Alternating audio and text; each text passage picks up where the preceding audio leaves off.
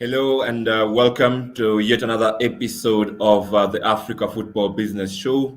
As you well know, this is season 5 of our flagship program, and we have lined up yet another insightful session for you, our viewers. And we welcome all of you to participate in this episode. With us today, we have a very special guest, Abdul-Faisal Chibsah, all the way from Ghana, FIFA high performance specialist. So, as you'll note from our announcements, this is a follow up to the big interview we had with Mr. Arsène Wenger. And it would be good to see how we can delve deeper into the initiative that we had about last week. That's the FIFA Talent Development Scheme. And who better to have than somebody who is working closely with this program? Before we go ahead, just a special mention as well to our sponsors who make these possible, including Parma Sports, OTB Africa, and iSport LAN. And also remember, season 5 of the Africa Football Business Show is a run-up to the summit that will now happen in Nairobi on the 18th and 19th of October. That is next month. So, welcome, Mr. Abdul Faisal Chibsah, to the Africa Football Business Show. Thank you very much for taking the time to share with us your insights, and we look forward to learning as much as we can. So, just to kick us off, maybe you can share more about yourself as a FIFA high performance specialist. What's your background, so that we can get to understand who is educating us today. Thank you very much, Brian. Uh, Good evening from Ghana. Hello to your viewers and listeners. Again, I appreciate the opportunity to speak and engage with your viewers there. As you've just mentioned, I was born and raised in Ghana here, and I was fortunate enough to receive an athletic scholarship to the US after I graduated my secondary school year in Ghana. So I moved to a small state in the US called Delaware, where I had my computer science degree and also as a student athlete competed in the NCAA sports for soccer for 4 years. And luckily enough, when I graduated, just like many Africans, we all wanted to be professional football players, but the reality is not everybody gets to reach that level. So for me, after a few trials, I just went straight into the coaching side of the game. Did all my badges from the grassroots all the way to my USSFA. Had opportunity to work in my university as well as an assistant coach for about 7, 8 years. In addition to that, I had a few stopover as administrator for one of the regional offices in the state. I worked in coach education as an administrator and a coach instructor as well. And then slowly moved from the college game into the MLS environment as a regional scout for Philadelphia Union and also an individual development coach as well for Philly Union for about 3 years. Before accepting my role here as FIFA, I also moved to Charlotte FC, which is one of the MLS franchises that's competing for the first time this year as the head of academy recruitment. So my role there was to see to finding the talent into our developmental environment at the academy. And then right after that, I accepted the role here at FIFA as a high performance specialist to work on Arsene's team to implement the talent development scheme here in Africa. So briefly, that's where I started, and that's where I am now. Excellent, excellent, Abdul Faisal. I mean, it's a real pleasure to have a guest with your background, really, especially when it comes to football in Africa and how we want to develop really rich experience. If I can just share a bit how it's summarized on your LinkedIn says.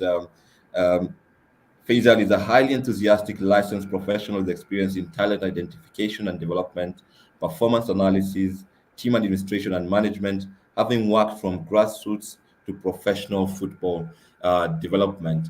I mean, this is the aspiration of many young Africans to make it to the professional level. And FIFA has come out with this bold initiative, very ambitious. Maybe you can share more about what is the talent development scheme. I know Arsene just touched on it last when we had him here, but maybe you can go into a bit more detail about the talent development scheme that FIFA has come up with. Great. So the talent development scheme, it's all part of FIFA's vision. If you look at goal 6 of the FIFA's current vision is to increase global competitiveness. And what FIFA is saying here is we want to continue to make the World Cup the biggest stage in football. And in order to do that, we really have to ensure that member associations really are maximizing their talent and putting out their best of talent out there to compete. Currently, if you look at the confederations that have performed well in the World Cups, you could tell UEFA and CONMEBOL on the men's side have really dominated. And then on the women's side, you have UEFA as well and CONCACAF. So FIFA is here saying, you know what, how can we help the rest of the member associations also be able to compete and be in a position to win the World Cup? In addition to that, FIFA also wants to continue to make the game the most popularized one in the world here. So in order to do that, we have to make sure every talent in every country gets the opportunity to at least experience the game. And then the ones that are fortunate to fall within the elite environment, also we want to make that dream become a reality for them. So for us, and the talent development scheme here really is to help the member associations maximize their talent in their country and hopefully live their fullest potential when it comes to competing in the Youth World Cups and then the Senior and Women's World Cup as well. And then again, make the football really global, as we say.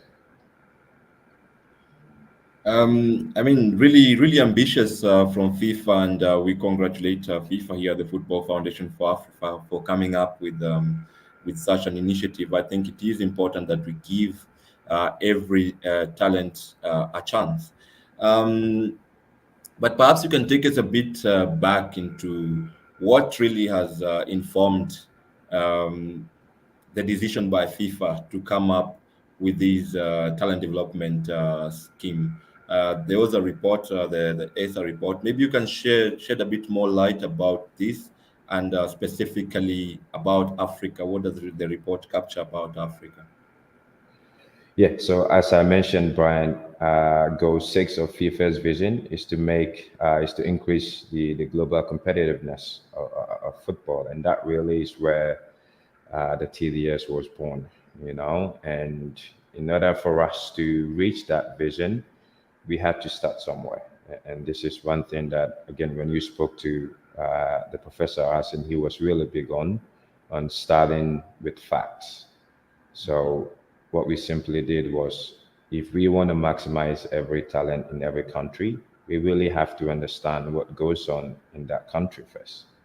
At the same time, we also have to sort of start a benchmarking program to look at what the most successful MAs have done very well and what the rest of the world need to catch up in terms of bridging that gap there. So that led to the ecosystem analysis where we analyzed 205 member associations in every country. We looked at 6 areas, so from management and resources to their national teams, their talent identification, how they set up the academies, education as well, and then domestic competitions. Again, that really formed the ecosystem in every country. And what we collected simply gives us the facts as far as where do we start, and then how do we measure ourselves against what the successful countries are doing.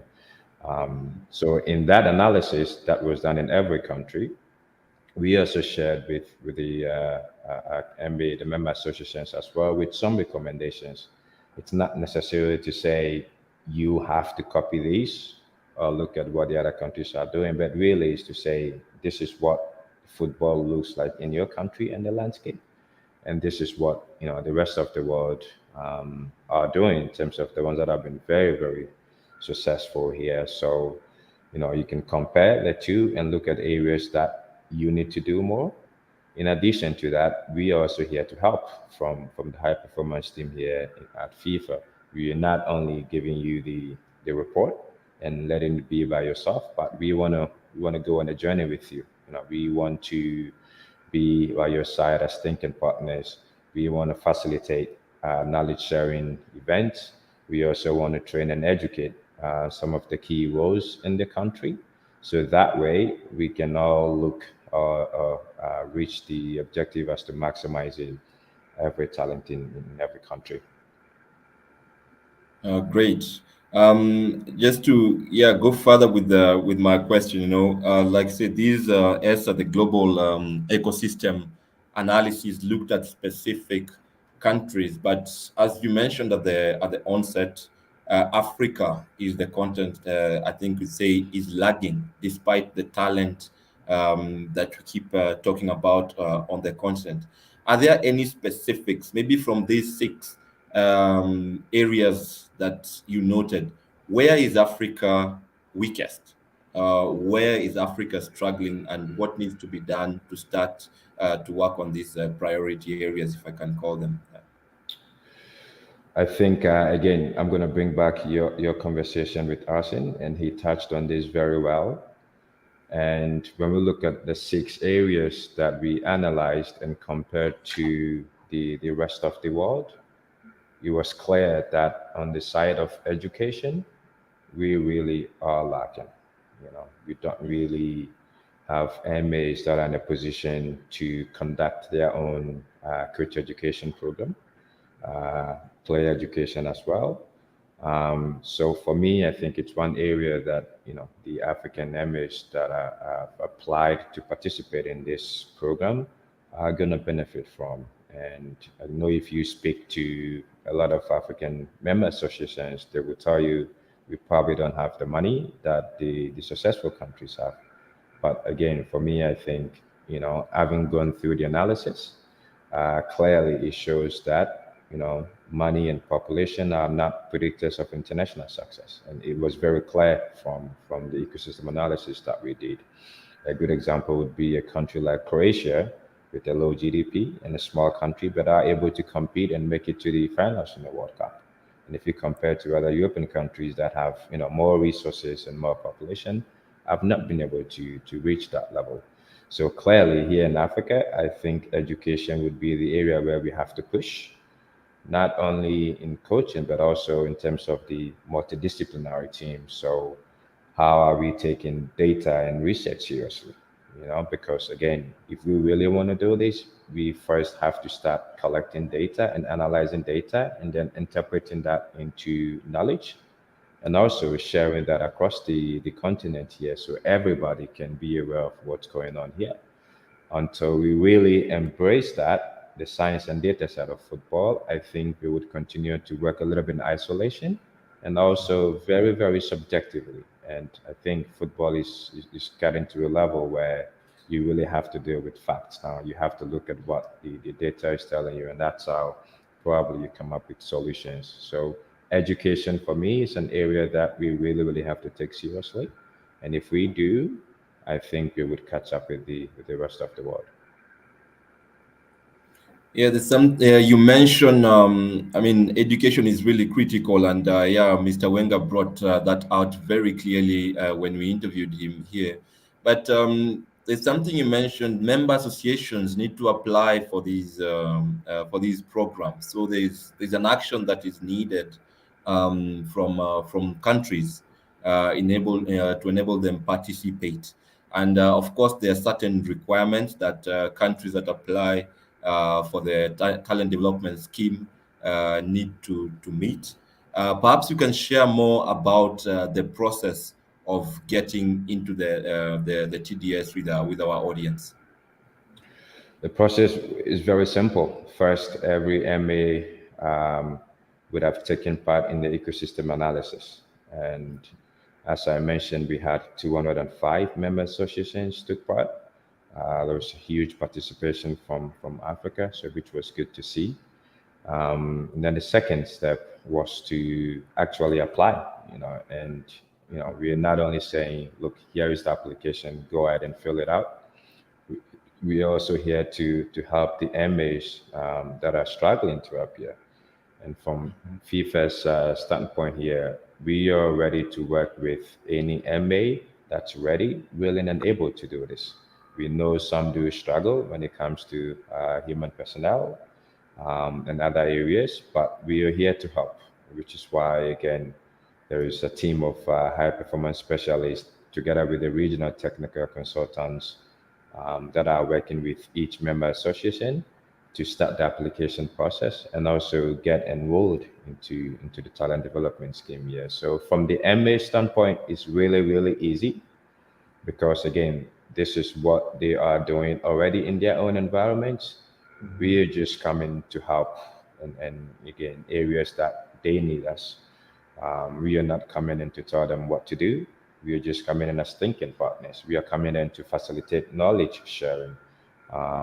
In addition, FIFA is also supporting with some funds as well. But again, I don't think the funding should be a reason why all the MBA should apply. If you look at the other benefits of the TDS here, which is the expertise, the knowledge sharing, and the training and education, that for me are the most important. And of course, the money helps it, makes it easier. But if you get $1 million today and you have no training and education to spend in the right areas, in the right places, I'm sure you're going to squander that and come back and ask for more. But when you receive those funds and you're well educated into areas where you need to spend, I think you can maximize that money there and make the best out of it. So that really, on the MA standpoint, the process of applying to the TDS, very simple steps. Yeah, very simple process. So for us who are watching and want to benefit from this, of course, it goes through the member associations. That's the national association or the national federation in your country. So it'd be good to check if your national association has applied to be part of the TDS. I know we have coaches in our audience. We have people running academies in the audience today, and they're keen or they're looking forward to benefit. You mentioned briefly, I think, there in passing about who is involved, especially at the Africa level. Maybe it would also be important for our viewers tonight to understand these structures and their specific roles. So, for example, yourself as high performance specialist, what's your role? How many are you, and who is working with you to make sure that you actually reach the member associations? Of course, we appreciate that Africa is a very large and diverse continent. So, I mean, to be good to understand from a FIFA perspective, how do you aim to really reach all member associations that if they all apply and really have an impact at that level, at the grassroots level, which the FFA is all about?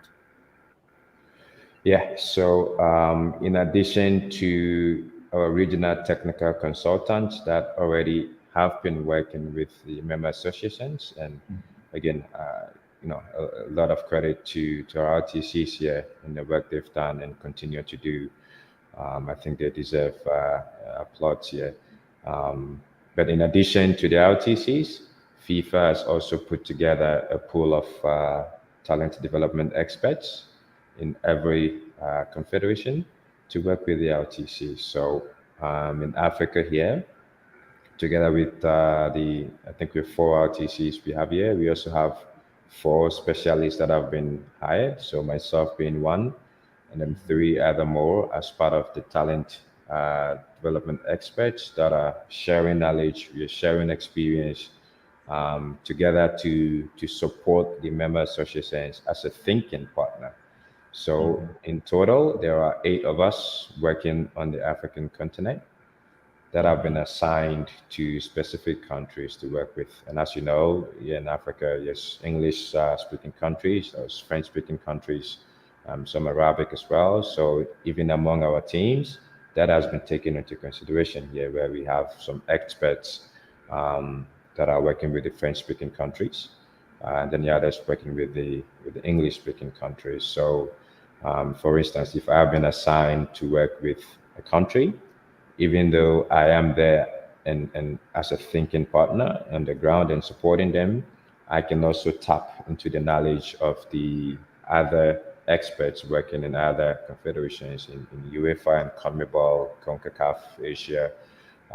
We all meet and share ideas and look at the best way to come up with methods and solutions to help the MAs. Yeah, so I think that for me is again a strong pillar in the TDS here, that we are able to tap into the knowledge of all these people, and be in a better position to offer them the support that they need as thinking partners. Wow, I think that's really commendable in terms of how you've been able to regionalize the whole operation, but at the same time also tap into insights outside the continent. Still on the along the same lines now, in terms of who are the beneficiary, or who is the target of the TDS, because when you work in Africa, one of the complaints I'm sure you'll hear very soon is that yeah, there was this TDS program that has been happening, but it's never gotten to me.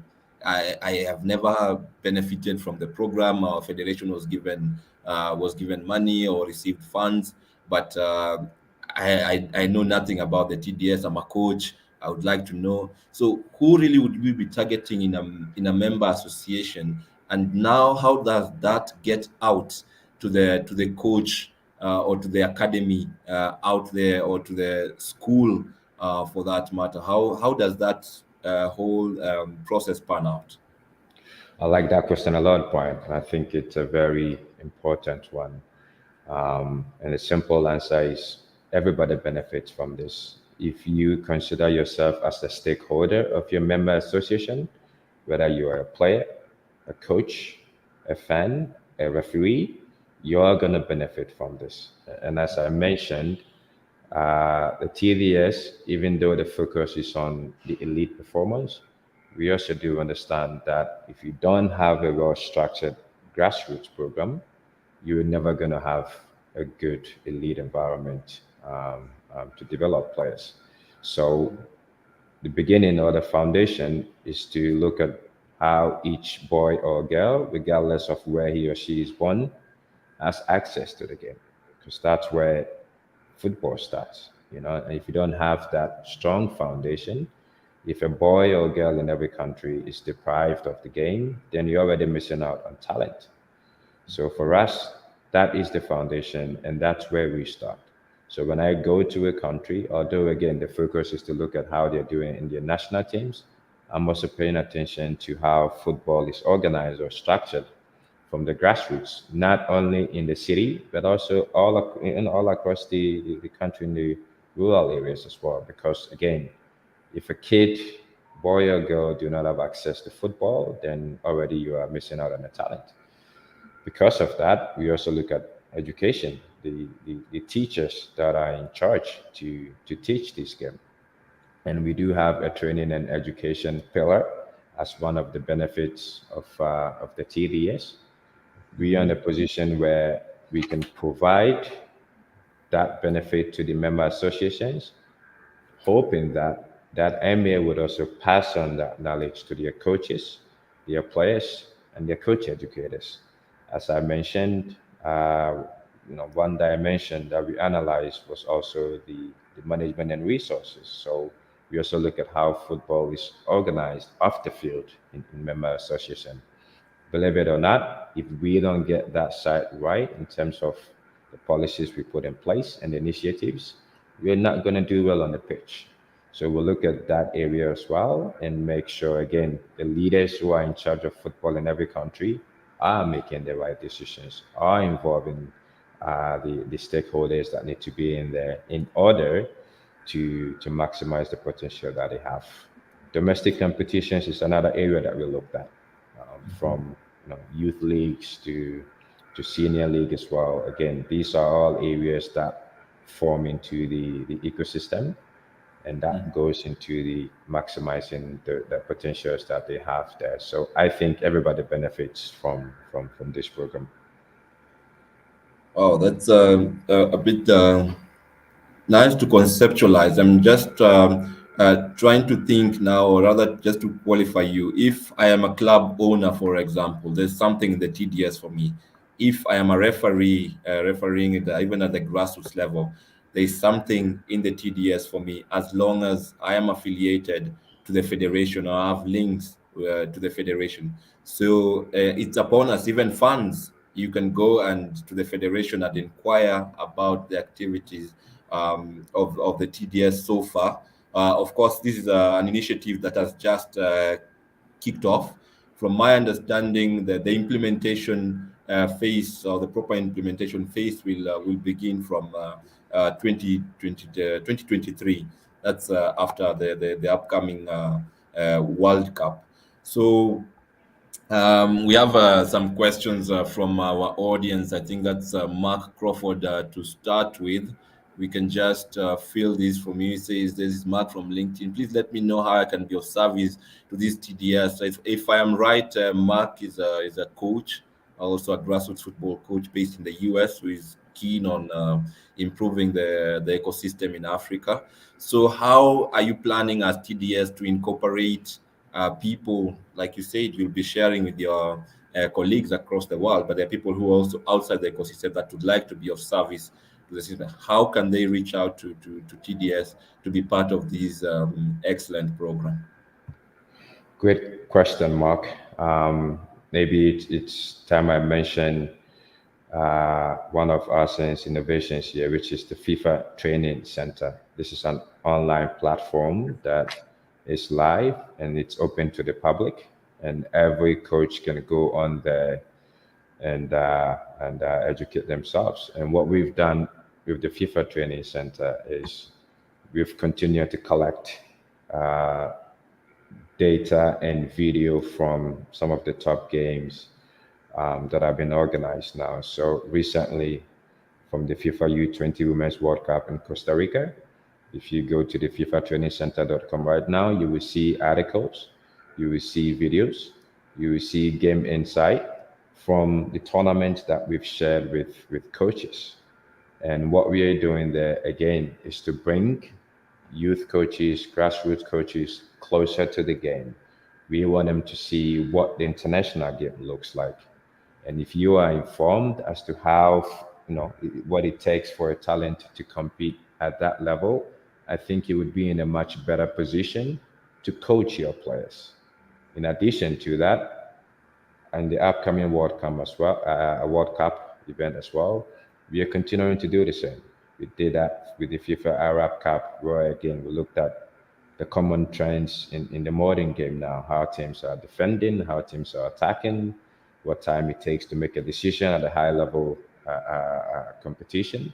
All this information is available in the FIFA Training Center that you can go on there and educate yourself.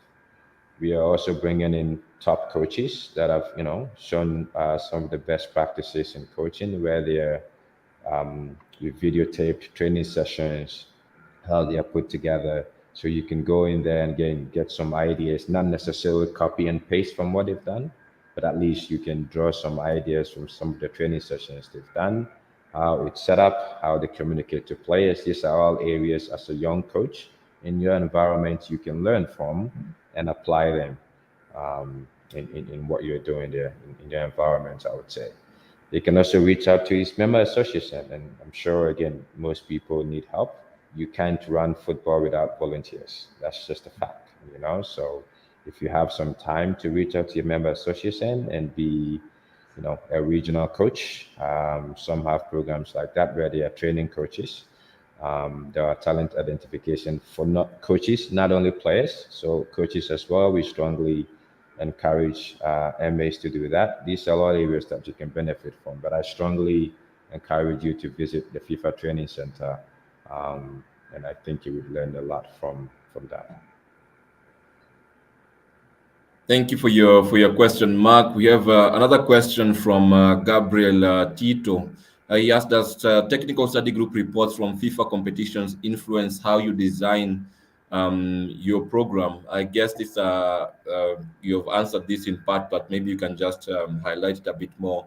When you analyze, for example, after the FIFA World Cup in Qatar 2022, I'm sure there are some trends you'll identify in terms of how teams perform. Will this influence now how you continue to implement TDS in this case? Yeah, that's very true. And I think again, Gabriel, good question there. When you are a coach, I think it's important that at least you have an idea of where football is now, and what the technical study group has done and continue to do in every tournament is to look at the common trends in the game.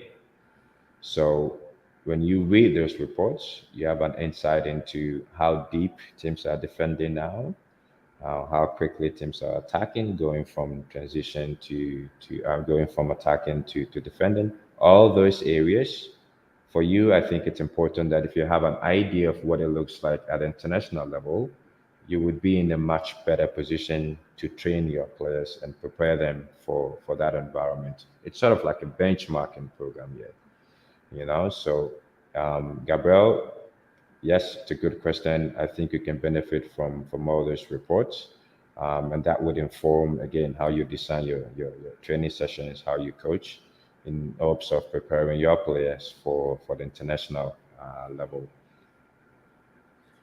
Thank you. Just a reminder, as you can see on our screen, next month we have the inaugural Africa Football Business Summit here in Nairobi, where we hope to continue or with some of these conversations. I am hoping Abdul-Faisal will be joining us in Nairobi to interact with you more closely and answer more specific needs. And there Yeah, is a question from George Youssef regarding academies. And now this is going into the challenges. What are some of the challenges that you foresee as FIFA TDS in implementing? And if I'm not wrong, George here is alluding to the if I can say, proliferation of private football academies, some of which are not even affiliated to the national association. How do they benefit from such a program? As we know, some of these are even doing more than their federations. yeah. Now we are seeing private leagues developing. How does FIFA TDS plan to bring everybody on board? Yeah. Again, another great question here, George. If you look at, I will speak from Africa here because I'm here, and it's an area that's very dear to my heart. At the end, I think federations should be in a position to control that environment. We do have private academies here in Africa that have done very, very well. And to make this beneficial for everybody, I think the member association should work closely with academies in every country. If not, and again, nothing against academies here because some of them are doing a good job, and most of them are in there for their own benefits. But at the end, the talent is there to represent the country. So for me, it's very, very important that the member associations really are taking control of this. Not necessarily, stop academies, but work in close connection with them. There has to be a license program to award academy licenses here. I don't think anybody can just wake up and establish an academy in Ghana or Kenya and have access to kids without the member association knowing very well what exactly they are doing. I think for me, that's a mistake. And unfortunately, we have a lot of those here in Africa. But as part of the TDS academies was one area that we analyzed as well. And what we are saying to the member associations is to look, get in there and work closely with these academies. You have to understand what goes on in that environment. If it means sharing philosophies, sharing ideas, if it means inviting those academic coaches into the national team environment to see how things are done, I think that is a positive thing for both parties here. So it's up to the MAs to really take a step now and work closely with the members and with the academies, whether it's private or not. I think it's important to do that. In addition to that, I think the member association should also look to establish their own academies because again, that gives you total control of the developmental environment. You can then, pass on your philosophy, your methodology, whatever it is that you're teaching. When you set up those academies at that age, you are in total control of that, and you can just build it the way you want to. But the ones that are not, I think it's important that they work closely with those private academies in developing those talent. Excellent. I hope that answers you, George. I mean, it's something that we need, I think, to explore further. But brilliant from you, Abdul Faisal. And then we have another question from Tebo, who I believe will be joining us in Nairobi next month. You mentioned about collecting and interpreting. You mentioned about collecting and interpreting data. Rainbow Sports launched the African Football Data Center in partnership with Football Benchmark earlier this year. How do you see such platforms as well as similar platforms relevant to football development in the African continent? So what you realize here, there's if we can call a lot of private initiatives, some of them very good, like what the people over at Rainbow Sports are doing. Again, same question: how does FIFA TDS plan to tap into these great resources? I mean, the people behind this African Football Data Center, they've done an excellent job so far, and we look forward to see how that will grow. How do you tap into that ecosystem to make sure we continue working in a cohesive manner? No, for me, look, it's an area that I'm really, really keen on because I think when you're talking about talent development, you have to deal with facts. And unfortunately, here in Africa, a lot of coaches and MAs work very, very subjectively. So collecting and interpreting data for me is where everything starts. That said, here with the TVS, again, one of our recommendations here is to equip every MA in data collection. Because when you can only understand football in your country when you collect and analyze this data, and that goes a long way into how you form your coach education content. That's one. How you develop players. That's another area as well. So it's a huge benefit here if we embrace science and data collection.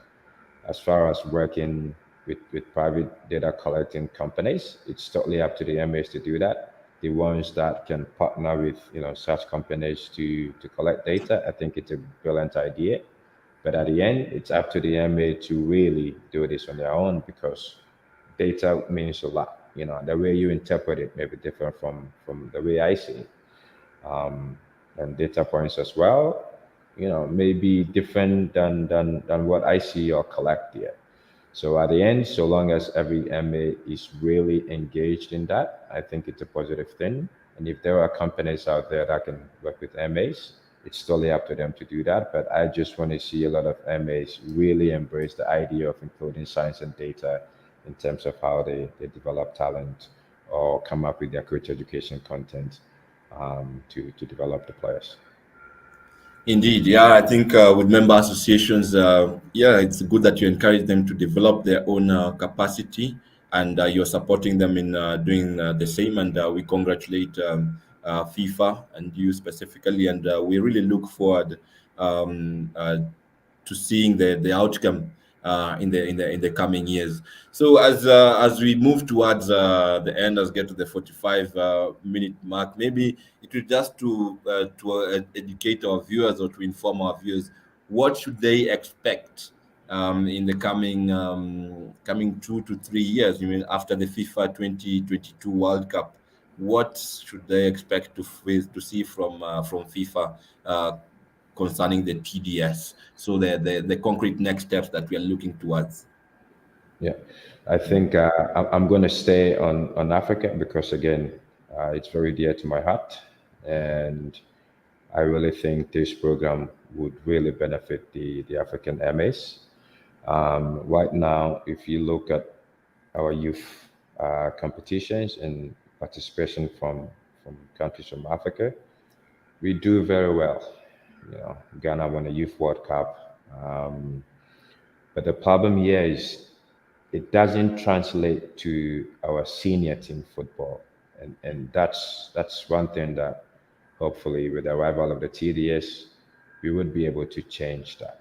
Whatever it is that we are doing at the youth level, we want to see that translate into our senior football, both the men and the women's side.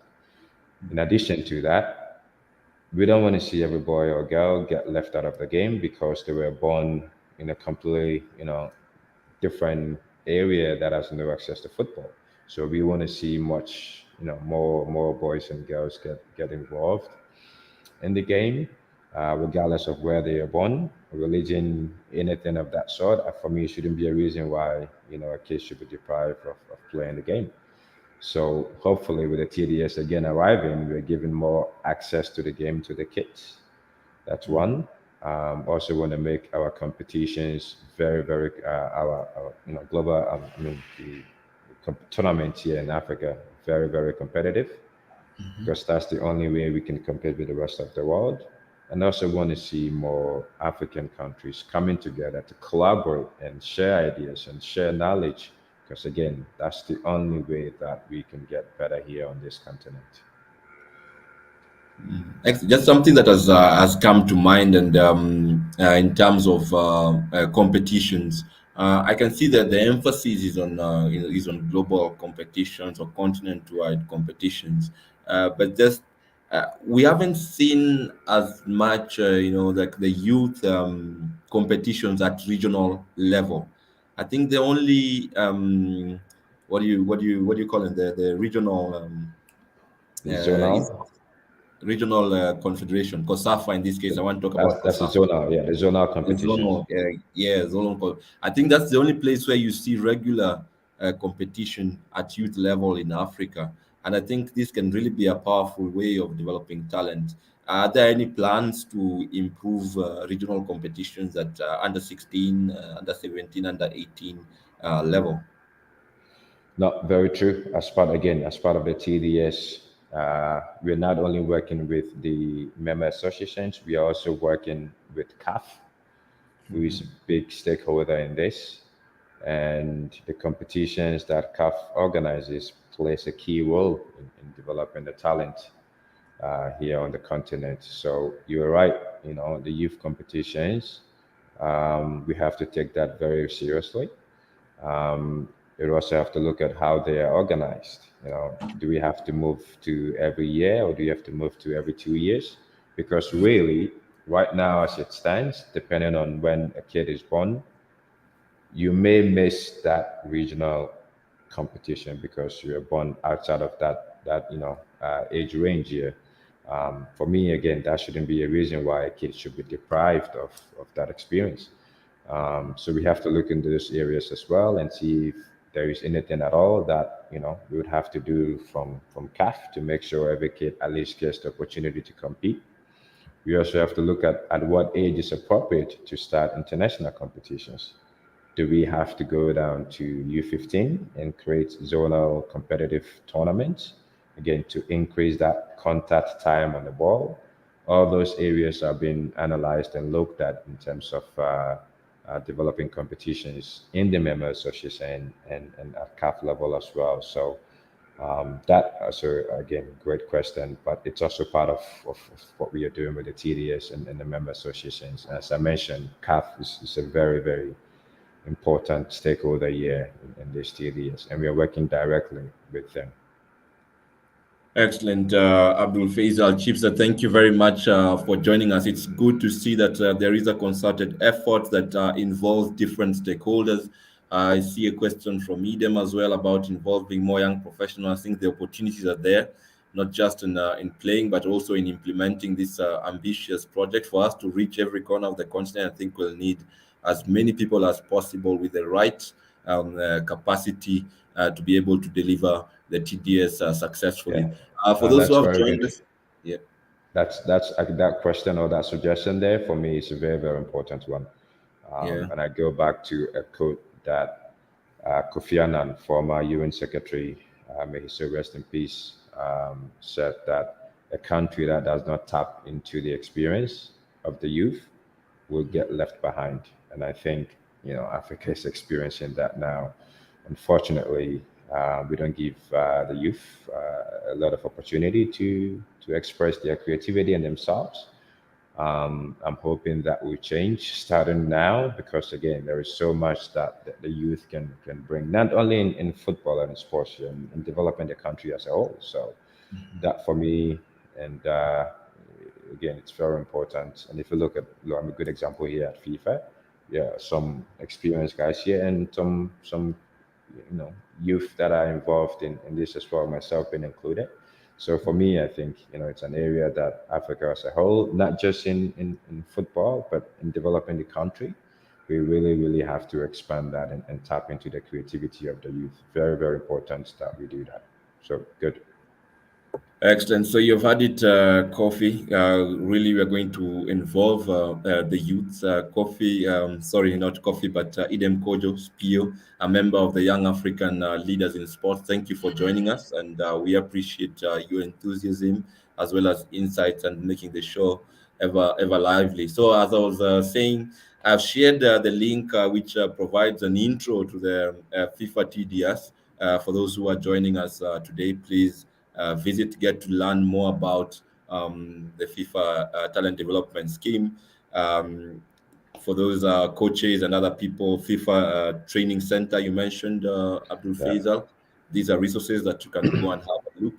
Um, Also, thank you for joining us, Titus Mulama. That's a former Kenya international and currently a coach and doing an amazing job at the grassroots level, working with young people. So thank you very much, Titus, for your support.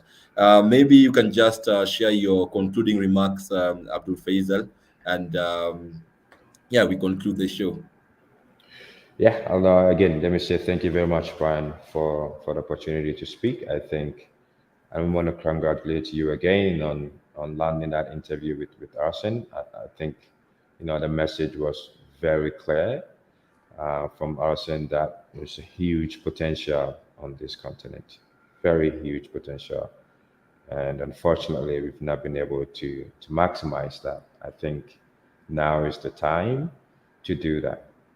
And if you consider yourself a stakeholder of football in Africa, whether you are a coach, a player, a referee, a fan, you have a role to play. We all have roles to play.